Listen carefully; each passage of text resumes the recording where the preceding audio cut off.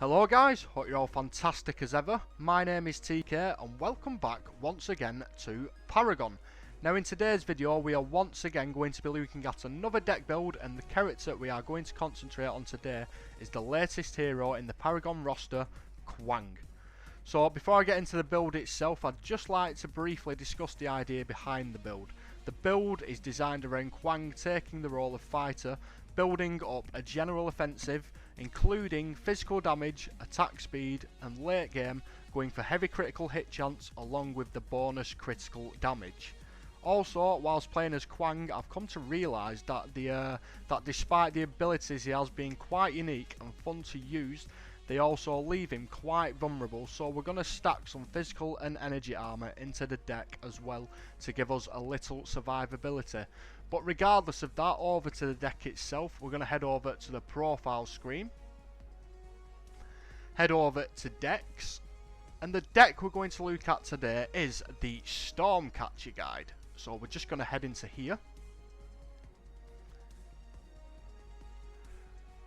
So the prime card we're going to use in this deck is of course the Warlord, granting us increase to your damage dealt dramatically, heavily increases damage dealt by nearby minions against enemy minions.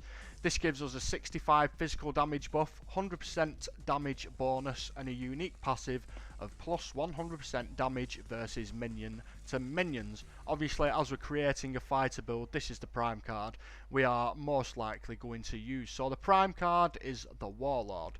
Onto the consumables. As always, we have one harvester key, one health potion, one mana potion, and one scout sword. Also, we have 3 1-cost strike tokens, giving us a passive of 6.5 physical damage. Now onto the equipment guide itself, the meat and bones, as I say, of any deck build in Paragon, the equipment and upgrade section. However, the first 3 points I'd like to spend in this deck are on the 3 1-cost strike tokens. So your first 3 card points you want to play as soon as you spawn into the game is 3 of these strike tokens. I usually put them in the R3 slot. Well, this is coming in terms of the PS4 terminology, into the R3 slot, the L3 slot, and one of the active slots. Followed by this, once you've gained enough points, you want to head back to base, and then you want to equip a 3-cost Brawler's Ward. This gives us an active of 6.5 physical damage, 75 extra mana. Fully upgraded, this gives us an extra 6.5 physical damage. And onto this, we want to stack 3 2-cost strike tokens, each giving us that upgrade of 13 physical damage.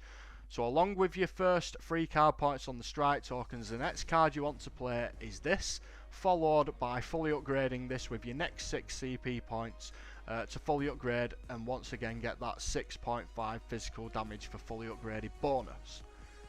Onto the next card you want to play once you've gained enough CP. We want to go to a 3-cost Windcarver Blade, giving us a passive of 6.5 physical damage, a passive of 5.5 points of attack speed. Fully upgraded, this stacks yet again to another 6.5 physical damage and another 5.5 attack speed. And your next 6 CP you want to play are indeed in upgrading this card fully. We want to enter on this card 3 2-cost kinetics, each giving us that upgrade of 11 points of attack speed. So now we should have quite a lot of attack, quite a bit of speed. That's all we're concentrating on very early game, as I want to, with this deck entirely, you want to head into the jungle as much as you can, farm jungle minions, take down the buff camps, maybe take down a hero here and there if it's able. But yeah, stick to the jungle as much as you can, help out in lanes, just concentrate on farming minions and gaining that much needed XP and CP very early game. Following this, we want to head over to, dependent on whether you're fighting or struggling against, shall I say, physical based heroes or energy based heroes, it doesn't matter which way you play these cards, but play whichever one grants you the most favour first. But just for the point of this guide, we're going to go with a 3-cost Golden Veil.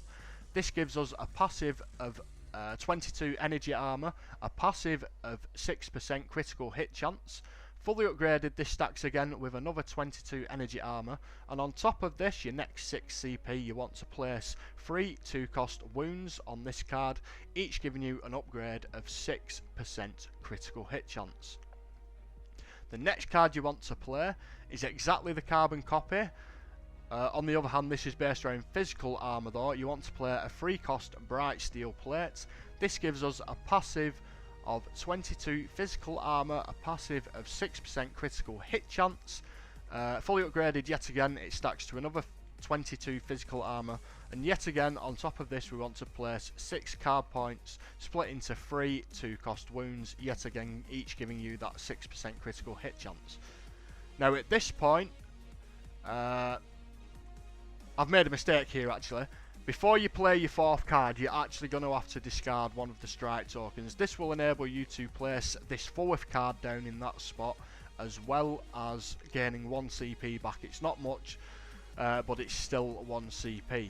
Following this, the next step I'd take is to completely rid of the strike tokens altogether, leaving up them 2 free spots. And the next card you want to play in the next slot, the 5th slot, when you've got enough points, is the 3-cost Blade of Agora, giving you a passive of 6.5 physical damage, but the critical part of this guide is the fully upgraded bonus, giving us that 50% critical hit bonus, which is well in depth to this guide. With the amount of critical hit chance you're going to have, you should be knocking out quite a lot of crits with quite a lot of damage.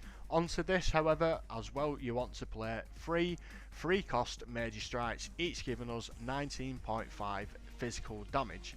So now we've got that much needed attack power, attack speed, we've got quite a bit of armor, we've got a lot of critical hit chance, and we've got that very much needed critical hit damage bonus. And the last card we want to play, just to increase that that physical damage just that little more, we're going to play a 3-cost Void Steel Dagger. This gives us a passive of 6.5 physical damage, 16 points of armor penetration. That's neither here nor there in this deck, but it's 16 points worth. I suppose it's a freebie. Fully upgraded, this gives us an extra 13 points of physical damage, and yet again onto this card we want to place 3 3-cost major strikes.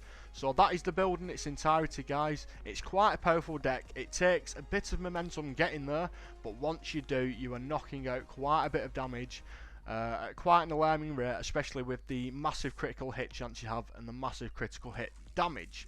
It does take a bit of momentum to get there, like I said, so stick to farming minions as much as you can, push lanes, and also take down heroes if you can, but mainly early to mid game stick to farming minions, late game carry on pushing through the game with your team.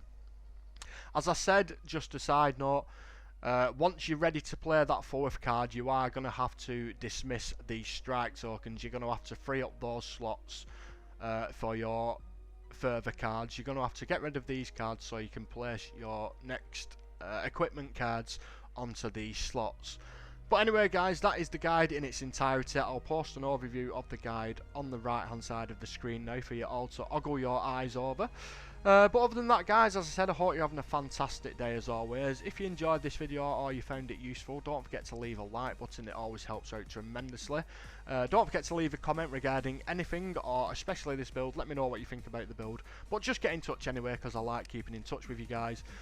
Furthermore, if you did like this video, and you'd like to see more Paragon related content, shall I say, in regards to deck builds, gameplay, etc., don't forget to hit that subscribe button, although there is also other stuff over on my channel as well as Paragon that may interest you. But other than that, guys, I hope you're having a fantastic day as always, and all I have left to say now is that I bid you farewell. See you later, guys.